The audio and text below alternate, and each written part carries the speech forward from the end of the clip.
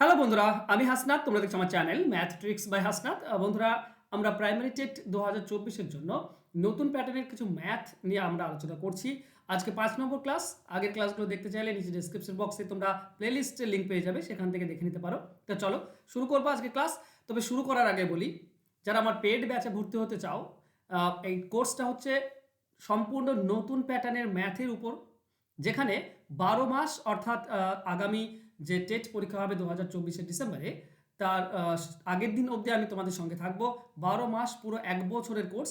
এখানে ধারণাগত বা কনসেপচুয়াল সমস্ত অঙ্ক শেখানো হবে তোমাদের নতুন প্যাটার্নের যে ম্যাথ রয়েছে 2014 বলো, 21 বলো বা এই 23-এ যে ধরনের অঙ্ক এসছে, সেই ধরনের অঙ্ক তোমাদেরকে এখানে শেখানো হবে। প্রত্যেকটি ক্লাস গুগল মিটে লাইভ হবে, রেকর্ডেড ক্লাস থাকবে, পিডিএফ ফাইল থাকবে। আগামী 15 তারিখ থেকে শুরু হচ্ছে, আজকে 12 তারিখ, আগামী 15 তারিখ থেকে শুরু হচ্ছে এই কোর্সটি। আর কোর্স ফি হচ্ছে 500 টাকা, শুধুমাত্র একবার তোমাকে 500 টাকা দিতে হবে পুরো 1 বছরের জন্য। তো এই 500 টাকা দিয়ে তুমি পুরো অঙ্ক যত কিছু হয় পেডাগোগি সহ, ওকে, কন্টেন্ট প্লাস পেডাগোগিও তোমাদের এর মধ্যে ইনক্লুড থাকছে। তো পেডাগোগি সহ যদি শিখতে চাও তাহলে নিচে ফোন নাম্বার দেওয়া আছে, যোগাযোগ তোমরা করে নিও, ওকে। 15 তারিখ থেকে শুরু হচ্ছে কিন্তু, আর পুরো 1 বছর থাকবো আমি তোমাদের সঙ্গে। চলো কোশ্চেন দেখো। দেখো প্রশ্ন দিয়েছে যে একটি নির্দিষ্ট সংখ্যাকে 65 দ্বারা ভাগ করা হয়, তখন অবশিষ্ট থাকে 56। একই সংখ্যাকে 13 দ্বারা ভাগ করা হলে অবশিষ্ট হয় এক্স। আমাকে বলতে হবে √5x-2 এর মান কত। ওকে, তাহলে আমাকে সেই সংখ্যাটি বের করতে হবে, সরি, এক্স এর মান বের করতে হবে। মানে 13 দিয়ে ভাগ করলে কত অবশিষ্ট হবে সেইটা আমাদেরকে বের করতে হবে। আর সেটা আমরা কিভাবে বের করব? আমরা প্রথমে বের করার চেষ্টা করব সংখ্যাটি কত। দেখো 65 দিয়ে যদি ভাগ করি তাহলে ভাগশেষ থাকে 56। তোমরা সকলেই জানো কমসে কম তো একবার যাবেই। তো কমসে কম যদি একবার যাই তাহলে সব থেকে ছোট সংখ্যাটি পেয়ে যাব, যেটা 65 দিয়ে ভাগ করলে 56 ভাগশেষ থাকে। ঠিক আছে, আর সেটা সবসময় যোগফল হয়, এই দুটির যোগফল হয়। তাছাড়া বলি 65 এককে 65 আর 56 যোগ করে দাও, তাহলে আমরা পেয়ে যাব এর ভাজ্যটা, মানে সেই ছোট সংখ্যাটা। যোগ করলে কত হবে? ওকে, 5 আর 6 1 থেকে 1 11 121। দেখো 121কে তুমি 65 দিয়ে ভাগ করো, 56 ভাগশেষ থাকবে। ঠিক আছে, 65 একে 65, 56 ভাগশেষ পড়ে থাকলো। তাহলে 121 হচ্ছে সেই সংখ্যা। এবার বলেছে এই 121কে 13 দিয়ে ভাগ করলে এক্স ভাগশেষ হয়। আচ্ছা, 13 দিয়ে যদি ভাগ করি 121কে, তাহলে কত ভাগশেষ থাকে? 13 9 117, তাই না? তাহলে 13 9 যদি 117 হয় তাহলে 4 ভাগশেষ। তাহলে বলতে পারি এক্স এর মান হচ্ছে 4। এক্স এর মান যদি 4 হয়, আমরা বলছি √5x-2, তার মানে √5x-2, তার মানে আমরা পাবো রুট, এটা 20 থেকে 2 বাদ, তার মানে 18। 18 মানে কত হয়? 18 মানে হচ্ছে 9 2 18 হয়, তাই না? তো 9 এর জন্য কি বেরিয়ে আসবে? 3 বেরিয়ে আসবে, আর 2টা থেকে যাবে রুটের ভেতর। তো 3√2 এটা আমাদের অ্যান্সার হবে। অ্যান্সার হবে অপশন ডি। দেখো খুব বেশি কঠিন নয় অঙ্কগুলো, একটু ভাবলেই কিন্তু খুব সহজে অ্যান্সার পেয়ে যাবে, ওকে। আর একটা জিনিস মনে রেখো, আমি তো এভাবে করলাম, তোমরা সরাসরি করবে যে 65 দ্বারা ভাগ করলে 56 ভাগশেষ থাকে, তাহলে সংখ্যাটি কত হবে? না এই দুটির যোগফল সংখ্যাটি হবে 65 দ্বারা ভাগ করলে 56 ভাগশেষ, এই 65 আর 56 যোগ করে দেবে, সেটাই সংখ্যা হবে। তাকে 13 দিয়ে ভাগ করলে যে ভাগশেষ থাকে 4, সেটাই হবে এক্স এর মান। বাস এক্স এর মান বসিয়ে দিলে তো অ্যান্সার পেয়ে যাবে, ওকে। চলো যাবো আমরা নেক্সট কোশ্চেনে। 127 পাওয়ার 97 প্লাস 97 পাওয়ার 97কে 32 দ্বারা ভাগ করলে কত ভাগশেষ থাকবে? দেখো এই অঙ্কটির ক্ষেত্রে তোমাদেরকে একটা জিনিস মনে রাখতে হবে, ঠিক আছে? মনে রাখতে হবে কি, যদি এ টু দি পাওয়ার, ধরে নাও a to the power m আছে plus b to the power m আছে, একে সর্বদা কত দ্বারা ভাগ করা যাবে বলতে পারবে? একে সর্বদা এ প্লাস বি দিয়ে ভাগ করা যাবে যদি যদি এমটা এম অড হয়, এম অড হয় তবে, মানে এই যে এ আছে নিচে আর নিচে বি আছে, এদের যোগফল দ্বারা ভাগ করা যাবে, অবশ্যই যাবে। তো এখানেও সেম জিনিস আছে, 127 পাওয়ার 97 মানে এম, আর 97 পাওয়ার 97 মানে পাওয়ার এম আছে, পাওয়ার সেম আছে। পাওয়ার যদি সেম থাকে এবং বিজোড় সংখ্যা হয়, তাহলে নিচের যে দুটি সংখ্যা আছে তাদের যোগফল দিয়ে ভাগ করা যায়, মানে 127 প্লাস 97 এটা দিয়ে ভাগ করা যাবে। ঠিক আছে, এটা মানে কত? এটার গুণিতক হবে, অবশ্যই গুণিতক হবে। এই দুটি যোগ করলে 7 7 14, 4, হাতে থাকে 1, 9 আর 2 11, আর 1 12, 2 আর 2 অঙ্ক 224। এই যে সংখ্যাটি তোমরা দেখতে পাচ্ছ, যেটা রুট মানে পাওয়ার দেওয়া আছে, এটা কি হবে না এটার গুণিতক হবে। এবার ভালো করে খেয়াল করো, এই পুরোটাকে 32 দিয়ে ভাগ করতে হবে। আমরা যদি 32 দিয়ে ভাগ করি তাহলে হয় কি, এই 32 সঙ্গে এটা কাটা যাচ্ছে, এটা 7 দিয়ে কাটা যায়, তো এটা যদি কাটা যায় তার মানে পুরো সংখ্যাটি কাটা যাচ্ছে, তাই না? পুরো সংখ্যাটি কাটা যাচ্ছে। ধরো 60কে 3 দিয়ে ভাগ করা যায়, তো 60 মানে আমরা কি লিখতে পারি, আমরা লিখতে পারি 15 × 4, তার মানে একে 3 দিয়ে ভাগ করবো। 3 দিয়ে যদি এই 15 কাটা যায় তার মানে পুরোটাকেই কাটা যাবে, 60কেই কাটা যাবে। এই হচ্ছে কনসেপ্ট। তো মনে রেখো, যেহেতু এই দুটির যোগফল মানে 127 এবং 97, এই দুটির যোগফল হচ্ছে 224। 224কে যেহেতু 32 দিয়ে ভাগ করা যায়, আর 224 একটা গুণিতক পাচ্ছি, একটা ফ্যাক্টর, একটা উৎপাদক পুরো সংখ্যাটির, পুরো রাশিটির, তাহলে 224কে যদি 32 দিয়ে ভাগ করা যায় তার মানে পুরো রাশিটিকেই 32 দিয়ে ভাগ করা যাবে। তার মানে 0 হবে ভাগশেষ, 32 দিয়ে ভাগ করলে 0 ভাগশেষ হবে। ব্যাস এইটুকুই হচ্ছে আমাদের ব্যাপার। ওকে, চলো নেক্সট।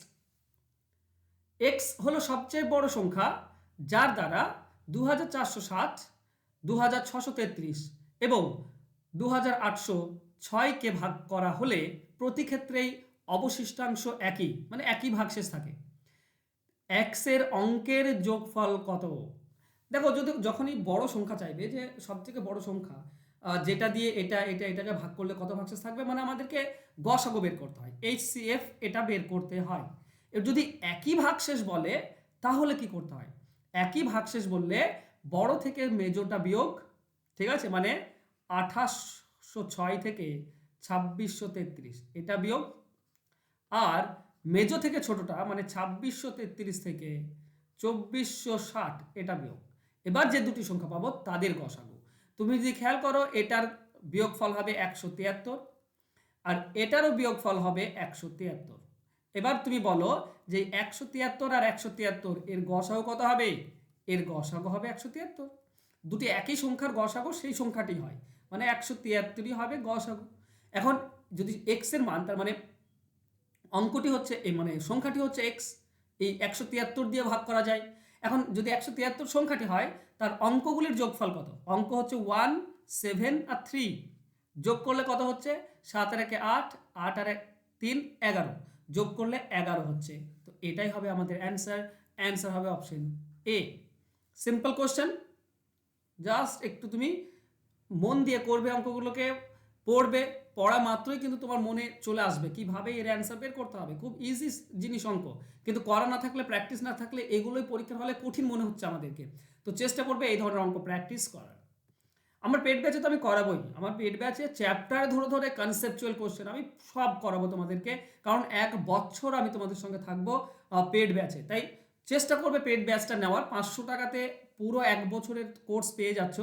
আর আমার মনে হয় না অফলাইনে পড়লে, আমার মনে হয় মান্থলি তোমার 500 টাকা নিয়ে নেবে। তো মান্থলি 500 টাকা দিয়ে একটা সাবজেক্ট ভর্তি হওয়ার কী দরকার? তার থেকে ভালো পুরো 1 বছরের জন্য সমস্ত কিছু শিখতে পারছো শুধুমাত্র 500 টাকায়। তাই অবশ্যই অ্যাডমিট হয়ে যেও। 15 তারিখ থেকে শুরু হচ্ছে, প্রথম থেকেই শুরু করে দাও। ওকে, চলো নেক্সট 4 নম্বর কোশ্চেন। একটি নিখুঁত পূর্ণবর্গ পেতে ন্যূনতম কোন সংখ্যাটি 8212 সঙ্গে সাথে যোগ করতে হবে? দেখো, যোগ করার কথা বললে এক ঘর বেশি নিতে হয়। কোথায়? ভালো করে বোঝো। দেওয়া আছে 8212, পূর্ণবর্গ বের করতে গেলে ডান দিক থেকে 2 ঘর, তারপরে পড়ে আছে 2 ঘর, এবার লাস্ট 82 আছে। এমন একটা সংখ্যা যার বর্গ করলে এই 82-র কাছাকাছি হবে, সেটা হচ্ছে 9। 9-এর বর্গ মানে 81, তো 81 এখানে বসিয়ে দিলাম। বিয়োগ করলে কি হবে? 1 পাবো। এবার 12 নেমে যাবে টোটাল সরাসরি, বাস। এবার এই 9টা এখানে ডাবল হয়ে যায়, 1 18। এবার এর পরে এমন একটা সংখ্যা বসাও যেটা গুণ করলে 112-র কাছাকাছি হবে। এবার ব্যাপার হচ্ছে, শূন্য যদি বসাই 180, আর শূন্য গুণ করলে তো শূন্য, তো কমসে কম একবার দিতে হবে। একবার যদি দিই বন্ধুরা, তাহলে আমরা 181 পাচ্ছি, বেশি হয়ে যাচ্ছে। আমি বলেছিলাম কি, যদি যোগ করার কথা বলে তো বেশিটাই নিতে হবে, বেশিটাই, ঠিক আছে? এক দিয়ে নাও, তাহলে আমি পাবো 181-র সঙ্গে 1 গুণ করলে 181, বেশি পাচ্ছি। এবার কত বেশি, যত বেশি হবে সেটাই হবে আমাদের অ্যান্সার।